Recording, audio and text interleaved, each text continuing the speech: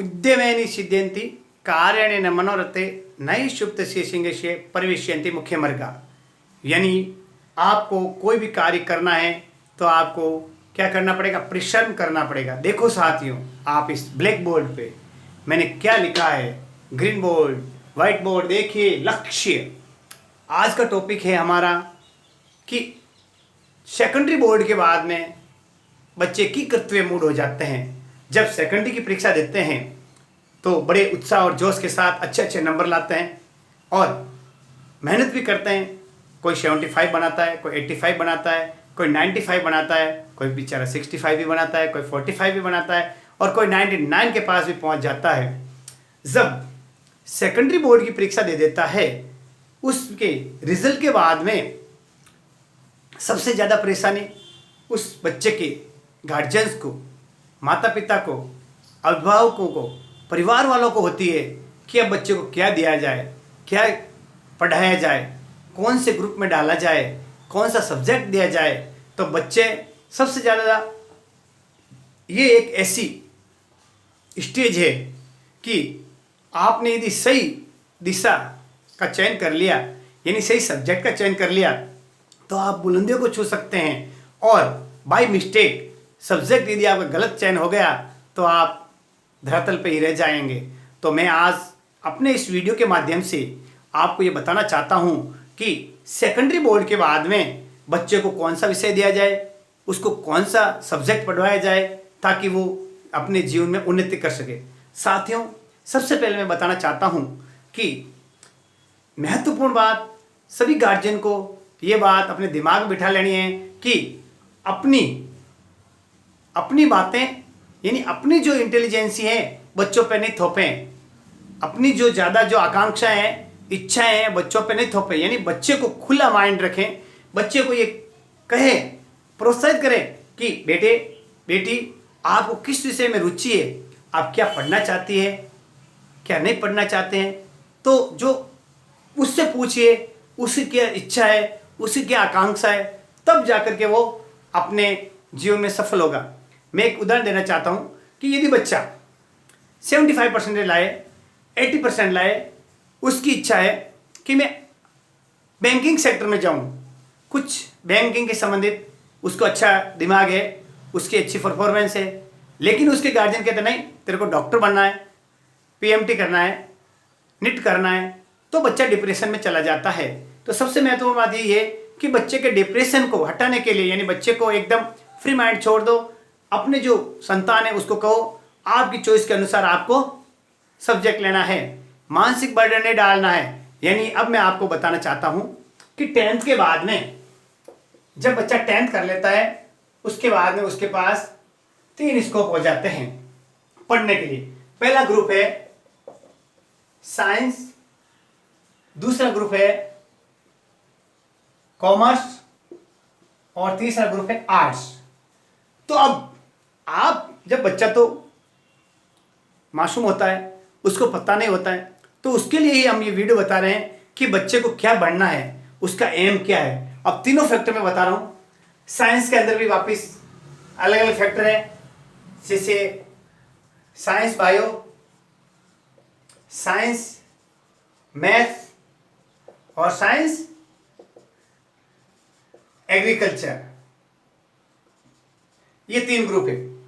Science bio में क्या होता है, बच्चा जीव विज्ञान जिसे बायोलॉजी कहते हैं, रसायन विज्ञान जिसे केमिस्ट्री कहते हैं और भौतिक विज्ञान जिसे फिजिक्स कहते हैं, इन सब्जेक्ट के द्वारा बच्चा 11th में एडमिशन लेता है, जिसे साइंस बायो कहते हैं। आया समझ में? साइंस बायो से बच्चा क्या कर सकता है, बच्चे को बताए कि इससे आप सीनियर करने के बाद में BSTC, BSc, BSc BEd, BSc nursing और नर्सिंग, ये आपके लिए सीनियर के बाद में ये इतने द्वार खुल जाते हैं। यानी सीनियर बायोलॉजी से करने के बाद में आप नर्सिंग में, टीचिंग में और बीएड में, बीएससी बीएड भी आप कर सकते हैं, बीएसटीसी भी कर सकते हैं। और आगे आप जीव विज्ञान से संबंधित, रसायन विज्ञान और भौतिक विज्ञान से संबंधित भी आप आगे कोर्स कर सकते हैं। दूसरा है साइंस मैथ। इसके अंदर क्या होता है, रसायन विज्ञान भी होती है, भौतिक विज्ञान भी होती है, और तीसरी जीव विज्ञान की जगह आ जाती है गणित। इससे भी बच्चा बीएसटीसी कर सकता है, बीएससी बीएड कर सकता है, और इंजीनियरिंग करने के लिए उसको मैथ्स जरूरी है। आए समझो, तो बीएससी जो मैथ्स वाला बच्चा है इंजीनियरिंग कर सकता है, बीएसटीसी करता है, बीएससी बीएड कर सकता है और बीएससी भी कर सकता है। तो बच्चे की इंटरेस्ट के आधार पे आप उसको सेलेक्ट के सब्जेक्ट के हिसाब से दीजिए। तीसरा एग्रीकल्चर, इसमें बायो होती है, केमिस्ट्री होती है। अब एग्रीकल्चर के 3 सब्जेक्ट, एग्रोनॉमी जिसे सस्य विज्ञान कहते हैं, हॉर्टिकल्चर जिसे उद्यान विज्ञान कहते हैं, और डेयरी एंड एनिमल हस्बेंड्री यानी दुग्ध व पशुपालन। इससे भी बच्चा सीनियर में बाद में बीएसटीसी कर सकता है, बीएससी एग्रीकल्चर कर सकता है, और बाद में एग्रीकल्चर से संबंधित जो कॉलेज है उनमें भी आप एडमिशन ले सकते हो। ये मैंने आपको बताया साइंस ग्रुप।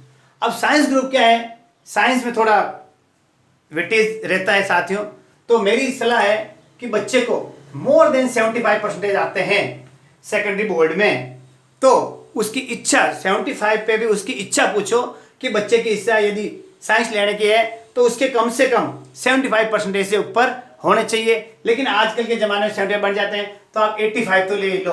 यानी 85 में भी आप बच्चे की इंटरेस्ट पूछो कि उसको साइंस में जाना है, कॉमर्स में जाना है या आर्ट्स में जाना है। तो साइंस के लिए मैंने ये बता दिए। अब कॉमर्स में क्या होता है,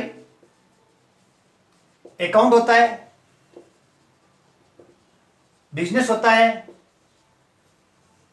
और कंप्यूटर एप्लीकेशन होता है। अब इसमें जो आपको बताना, कॉमर्स सेक्टर से बच्चा सीनियर के बाद में बीएसटीसी कर सकता है, बीकॉम और बीएड कर सकता है, और महत्वपूर्ण सीए चार्टर अकाउंटेंट होता है। और बैंकिंग की जो सेक्टर है, बैंकिंग के रिलेटेड जो पोस्ट है वो कॉमर्स के माध्यम से बच्चा प्राप्त कर सकता है। तो बच्चे को पूछिए कि आपके इंटरेस्ट क्या है, आप बैंकिंग सेक्टर में जाना चाहते हैं या दूसरे सेक्टर में। तो बैंकिंग की इंटरेस्टेड है तो उसको कॉमर्स दिलाइए। ये भी लगभग मोर देन 60% से एबो वाले बच्चे को कॉमर्स दिलाएं, क्योंकि इसमें भी थोड़ा मैथ्स से रिलेटेड पार्ट होता है, मेंटल प्रिपरेशन जरूरी होता है। थर्ड है आर्ट्स। आर्ट्स एक ऐसा सब्जेक्ट है साथियों जो हर परसेंटेज का बच्चा ले सकता है। आर्ट्स के अंदर बहुत सारे स्कोप है। आर्ट्स में आप सबसे पहले लगभग 30-40 सब्जेक्ट है आर्ट्स के। आप इंटरेस्ट के हिसाब से, जैसे सबसे पहले लिटरेचर, कोई भी लिटरेचर ले लो, हिंदी, इंग्लिश, संस्कृत, यानी कोई भी लैंग्वेज से संबंधित लिटरेचर है वो आप ले सकते हैं। History, political, geography, economics, sociology, जो ये सब्जेक्ट मैंने बताए हैं आपको, ये महत्वपूर्ण सब्जेक्ट हैं। इनके अलावा भी खूब सारे आर्ट्स में सब्जेक्ट होते हैं। तो बच्चा क्या होता है, जब साइंस उसको इंटरेस्टेड नहीं है, कॉमर्स इंटरेस्टेड नहीं है, तो उसको आर्ट्स दिलवा सकते हैं। आर्ट्स 36 वाला भी ले सकता है और 90% से वो वाला भी आर्ट्स ले सकता है, बस सकते हैं कि बच्चे की इच्छा क्या है। अब सीनियर आर्ट्स से करने के बाद में बच्चा बीएसटीसी कर सकता है, बीए कर सकता है, बीए बीएड कर सकता है, आए समझे। और हर तरह कॉम्पिटिटिव एग्जाम साइंस वाला भी दे सकता है, कॉमर्स वाला भी दे सकता है और आर्ट्स का भी दे सकता है। अब महत्वपूर्ण बात यह रहती है कि बच्चे का ऑलराउंडर डेवलपमेंट करना है, और बच्चे को अधिकतर आजकल कह रहे हैं कि जो एडमिनिस्ट्रेटिव सर्विस है उसमें आर्ट्स का स्कोप ज़्यादा रहता है। तो बच्चे की इंटरेस्ट पूछिए पहले। सबसे पहला मेरा यही कहना निवेदन है आपसे कि बच्चे के ऊपर थोपे नहीं, कोई विषय बच्चों के ऊपर थोपा नहीं जाए, उस बच्चे को इंटरेस्ट पूछा जाए। तो उसके बाद में आप इस तरीके से आर्ट्स लेकर के भी आप अपना कैरियर बना सकते हैं। आर्ट्स भी कोई कमज़ोर सब्जेक्ट नहीं है। आर्ट्स के अंदर आप हिंदी, हिस्ट्री और पॉलिटिकल का कॉम्बिनेशन लेकर के आईएएस का भी क्लियर कर सकते हैं, आरएस भी बन सकते हैं। जियोग्राफी है, इकोनॉमिक्स है और लिटरेचर है, कोई भी आप कॉम्बिनेशन लेकर के सब्जेक्ट का अच्छी तरह तैयारी करें तो आप आराम से सफल हो सकते हैं। इस तरीके से मैंने आपको ये बताया कि 10th के बाद में क्या करें। विद्यार्थी ऊहापोह में रहते हैं, इसके लिए मैंने आपको, हमारे जो बहुत सारे साथियों ने मेरे निवेदन किया कि सर आप 10th के बाद बच्चे को क्या सब्जेक्ट दिया जाए, उस पर आपका एक वीडियो बनाएं। तो मैंने ये कोशिश करके आपके लिए बनाने की कोशिश की है। तो आप जो बच्चे 10th कर चुके हैं उनके लिए ये बहुत ही महत्वपूर्ण और उपयोगी साबित होगा। हम सुझाव ये देना चाहते हैं कि बच्चों के ऊपर कोई भी विषय थोपा नहीं जाए, उनकी इंटरेस्ट, मैंने क्या बोला, इंटरेस्ट शब्द को ध्यान रखो, इंटरेस्ट प्लस इंटेलिजेंसी यानी रुचि और बुद्धि। इंटेलिजेंस यानी सोच के आधार पे, बुद्धि के आधार पे, दिमाग के आधार पे, दोनों का कॉम्बिनेशन करके आप बच्चे को सब्जेक्ट दिलाएंगे तो वो आराम से इस प्रकार अपने जीवन में सफल होगा। तो ये था कि 10th के बाद बच्चे क्या करें। नमस्कार साथियों, इस वीडियो को ज़्यादा से ज़्यादा बच्चों तक फैलाएं ताकि वो अपने जीवन का सही रास्ता चुन सके और हो सके उनकी दुआएं हमारे भी काम आए। नमस्कार।